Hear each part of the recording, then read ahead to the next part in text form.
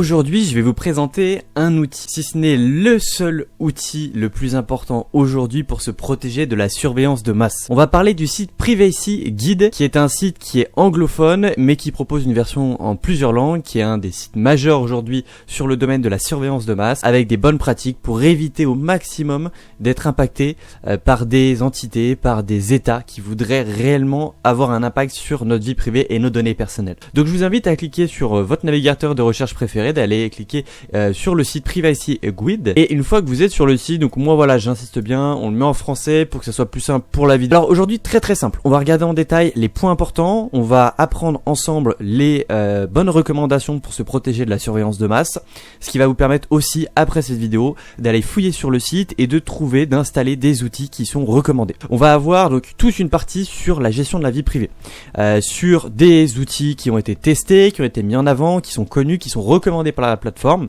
qui, comme je vous l'ai dit, est une grande plateforme, un grand site internet qui est quand même vraiment bien connu, qui a plein de projets même open source sur GitHub, etc. Enfin, il propose vraiment pas mal de choses, tout pour se protéger de la surveillance de masse. Donc vous allez voir, c'est super intéressant. Donc on va pouvoir regarder, donc on a des outils directement sur la première page, on va avoir, vous voyez, une partie internet, une partie software, on va avoir une partie hardware aussi à ce niveau-là. Là aussi, ouais, une partie hardware qui parle de la téléphonie, des systèmes d'exploitation, et on a après des réseaux alternatifs, intégrité de l'appareil, enfin il y a vraiment plein de choses. On va commencer un petit peu point par point. Je vous invite pareil à tester après la vidéo, pendant la vidéo, le site internet. Vous allez voir, ça va être super intéressant. Là, l'idée, ça va être de regarder ensemble et de donner un avis sur ce qu'ils proposent. On peut même aller dans les fournisseurs VPN. Qu'est-ce que ça nous propose? Donc du coup, ça nous parle du VPN. L'utilisation d'un VPN ne rendra pas votre navigation anonyme, c'est ce qu'on a déjà vu sur plein de vidéos. N'ajoutera pas de sécurité supplémentaire. Alors ça, c'est un petit peu faux. Ça rajoute quand même une sécurité dans le sens où un VPN qui chiffre correctement votre trafic rajoutera de la sécurité à un site qui serait en HTTP et pas en HTTPS. Voilà. Donc il nous recommande des fournisseurs. On a IVPN, disponible dans plus de 37 pays. Voilà, ce qui va être super intéressant, c'est ça. Là, vous allez avoir aujourd'hui, on en a déjà parlé dans les autres vidéos, utiliser des VPN qui utilisent des protocoles open source. WireGuard est le protocole le plus récent aujourd'hui, qui est open source, donc qui est beaucoup plus sécurisé, safe pour vous, dans le sens où un protocole propriétaire, on ne connaît pas le code, on ne sait pas comment c'est fait, et potentiellement, il y a un risque de backdoor et en tout cas de trafic qui serait illégitime parce qu'il serait contrôlé par le propriétaire. Donc on évite tous les VPN comme voilà, NordVPN, CyberGhost VPN, qui malheureusement ont des protocoles propriétaires ou partiellement propriétaires. On avait parlé aussi de l'IPv6, de plus en plus de personnes maintenant sont confrontées à l'IPv6, et donc il faut aussi un VPN compatible IPv6, c'est très important. Donc là on voit que Mullvad VPN a priori est quand même bien noté, Proton VPN aussi, même si l'IPv6 est limité à ce niveau là. On voit aussi les propositions de paiement en argent liquide, c'est marrant, Proton propose l'argent liquide, les crypto-monnaies sinon la plupart du temps. Donc après ils ont détaillé un petit peu, voilà, Proton est disponible dans 112 États, il y a des audits indépendants, etc. Donc on va passer un petit peu, sinon la vidéo va faire vraiment 3 heures. Mais ça vous permet, voilà, de comparer un petit peu en détail, et ça c'est vraiment super bien fait. Le site à ce niveau là est vraiment très bien fait. Vous voyez, quand vous cliquez dessus, pareil, vous avez le détail de ce VPN là qui a priori, on a pas mal parlé, qui est plutôt pas mal a priori, donc on peut même regarder si on met hop. Donc voilà, un VPN, on en a pas mal parlé dans les commentaires. Je connaissais pas au début, je me suis rapproché de ça un petit peu pour connaître plus en détail. Et c'est vrai qu'en plus leur tarif, c'est un tarif unique. Et puis a priori quand même assez côté confidentialité. Donc voilà, ça pourrait être le sujet peut-être d'une autre vidéo, c'est assez intéressant. En tout cas, on va revenir un petit peu donc, sur la partie d'accueil, parce que sinon on va vraiment s'étendre et puis se perdre. Donc voilà, on a une partie VPN, gestion de mot de passe, donc pareil, on parle des attaques, donc vous pourrez regarder même en détail pourquoi, comment on peut se faire attaquer, etc. Ils vont vous proposer donc plein de clients. Ils vont vous mettre les points positifs, les points négatifs. Alors ProtonPass, moi j'aurais tendance à recommander réellement KeePass. Après voilà, ils en proposent d'autres, hein, mais à ma connaissance, voilà, vous voyez, ils en parlent aussi KeePass. À ma connaissance, et puis d'expérience, c'est ce que je préfère et c'est ce que je recommande, qui est vraiment bien. Donc voilà, vous en avez plein d'autres, on va tous les faire, hein. Encore une fois j'avance un petit peu, sinon ça va être très très long. Fournisseur d'email, pareil, super intéressant. On voit plusieurs fournisseurs. Mailbox, Tuta, Proton. Là en l'occurrence ils nous font un petit résumé. Donc Tuta, vous voyez, l'IMAP et le SMTP, un peu compliqué, pas pris en charge.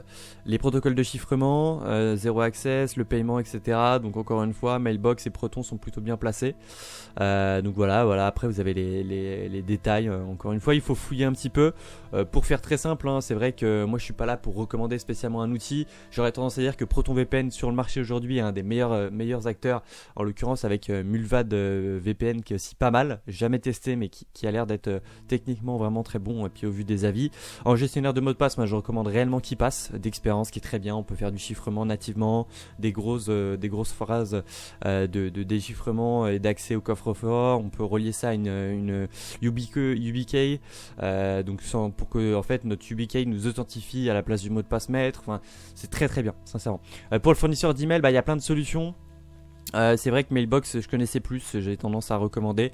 Après vous avez encore une fois Proton Mail, hein, qui est quand même plutôt pas mal, et dans la suite Proton avec le VPN, les mails, c'est quand même plutôt cool. Moi j'aurais tendance quand même à recommander des protocoles plus open source. Je sais qu'il y a Mail ou quelque chose comme ça, qui est un protocole qui peut être intégré sur un VPS et qui permet en fait de vous faire votre propre serveur. J'ai tendance à plutôt passer là-dessus pour être vraiment safe que passer directement via un hébergeur. Les extensions nous pareil, il y a pas mal de choses. On va vous parler du uBlock Origin, ça c'est classique aussi, hein, vous les connaissez tous. Je connais moins AdGuard, etc. Moi je suis sur une valeur sûre aussi. Là, il vous en parle plus en détail. Encore une fois, allez tester, allez vous renseigner. Les serveurs DNS, très très important. On en a parlé dans plein de vidéos. Donc en fait, ça c'est un point majeur aussi de la surveillance de masse. Arrêtez avec vos DNS de FAI qui peuvent mettre en place des blacklists très facilement, qui peuvent récupérer plein d'informations qui sont pas souvent anonymisées et chiffrées. Prenez un DNS qui anonymise et qui chiffre vos communications et surtout qui ne les revend pas, qui ne les stocke pas. En l'occurrence, moi je recommande Cloudflare. Entre protection anti-DDoS, entre chiffrement, etc. c'est à ma connaissance les mieux. Mais je sais que pour la privacy, vous avez surtout Quad 9 qui est très très cité dans plein d'articles. Donc voilà, moi j'ai tendance à recommander quand même ces deux-là qui sont très très bien. Encore une fois, les tableaux sont ici pour faire la comparaison. Vous pouvez aussi utiliser un Pi-hole via un petit PC, un PC portable, un petit PC fixe, un mini PC de chez HP par exemple, ou n'importe quoi, ou même un Raspberry. Vous installez Pi-hole dessus, petit OS sur Linux qui va vous permettre de, entre guillemets, héberger votre propre DNS à la maison.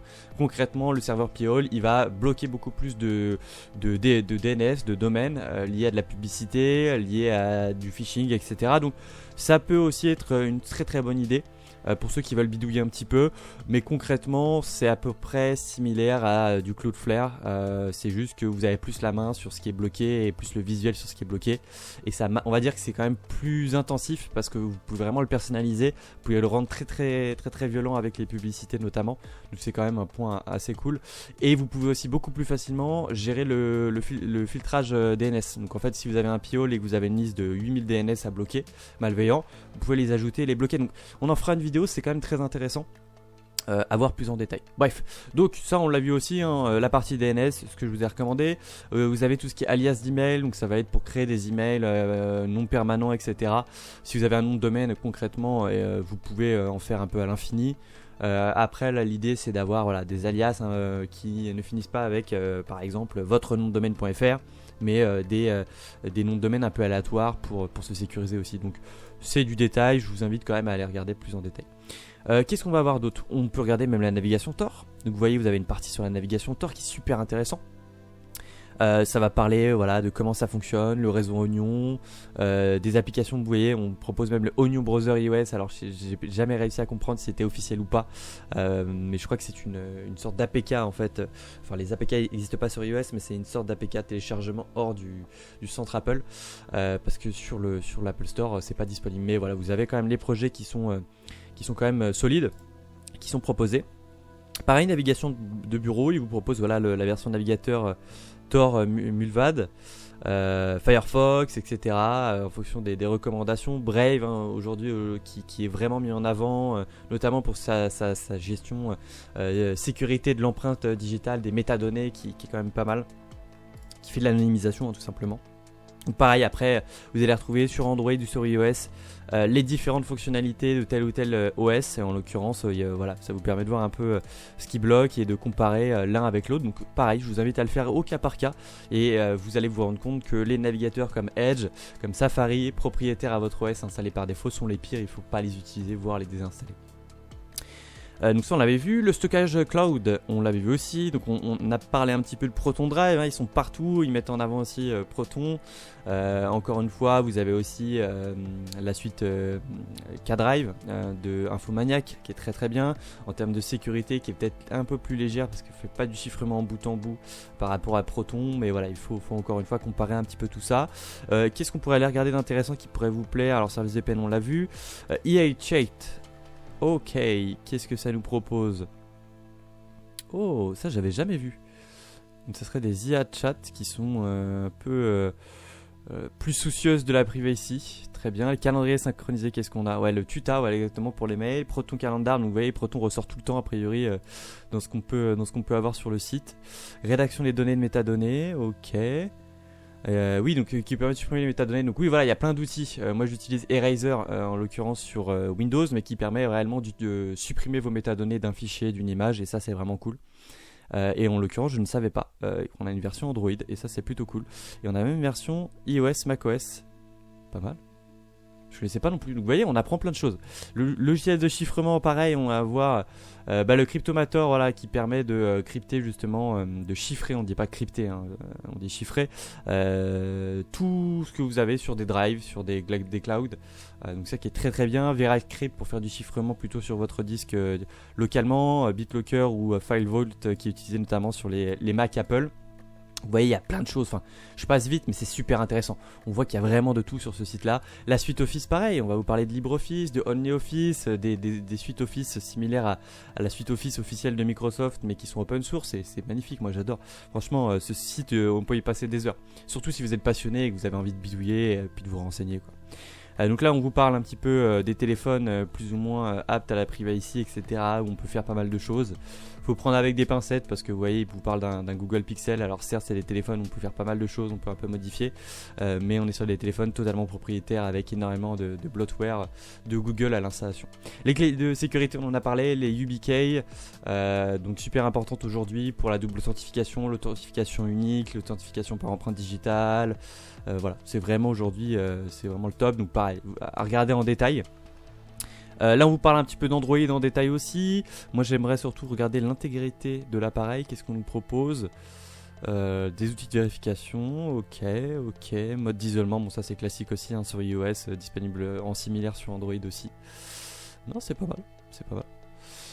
J'aimerais vous remontrer, bon il y a plein de choses encore une fois, le but de cette vidéo c'est de vous montrer le site, c'est d'en parler un peu ensemble, c'est de remettre une petite couche un petit peu sur la surveillance de masse, hein, réinsister en disant voilà faites très attention, utilisez des outils, utilisez ce site là, je suis pas du tout en collaboration, il n'y a pas de promotion haute, c'est simplement que c'est un site qui est connu de la communauté, j'avais envie de vous le partager, j'avais envie de mettre au grand jour ce site là en avant, ils ont une chaîne YouTube d'un peu moins de 3000 abonnés, et d'ailleurs on va pouvoir le voir de suite dans vidéo.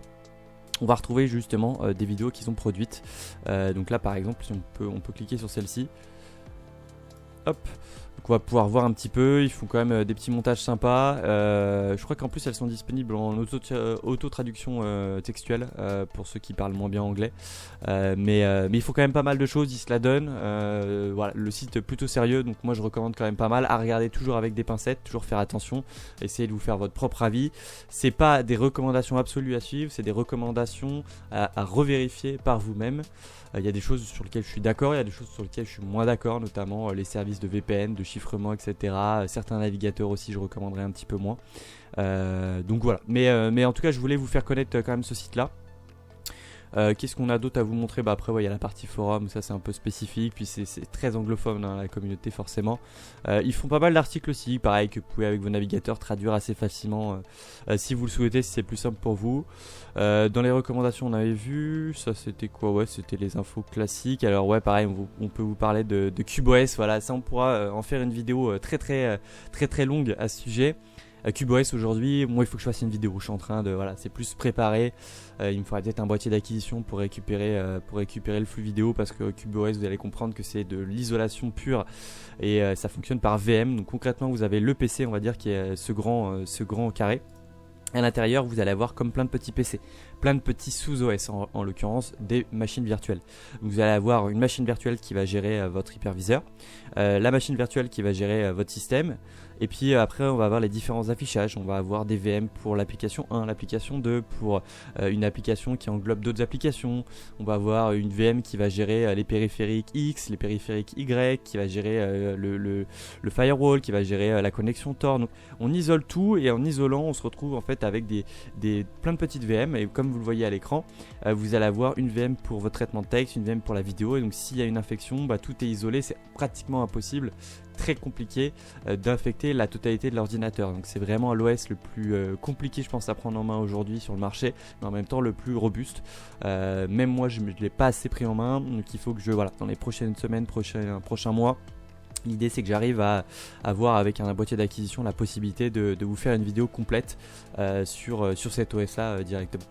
Donc voilà, après on vous parle un peu d'iOS, on parle de Mac et de Linux.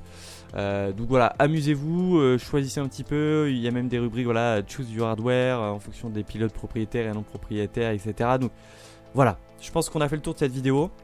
L'idée c'était de vous mettre en avant l'intérêt de ce site internet. N'hésitez pas vraiment à aller fouiller à l'intérieur, et n'oubliez pas, utilisez des outils open source au maximum, évitez, et surtout dans les années qui vont suivre, dans les mois qui vont suivre, faites très attention. Utilisez des suites qui sont libres de droit au maximum. Faites attention aux suites collaboratives propriétaires, et notamment des GAFAM en Amérique, qui prennent de plus en plus de place aujourd'hui dans nos sociétés et qui deviennent leaders de nos outils, et qui malheureusement nous tirent un petit peu les ficelles. Et en fait, à partir du moment où on est englobé dans une infrastructure complète américaine ou propriétaire, on n'est plus maître de rien et on est totalement dépendant. D'où l'importance d'être dans l'open source et donc de sécuriser.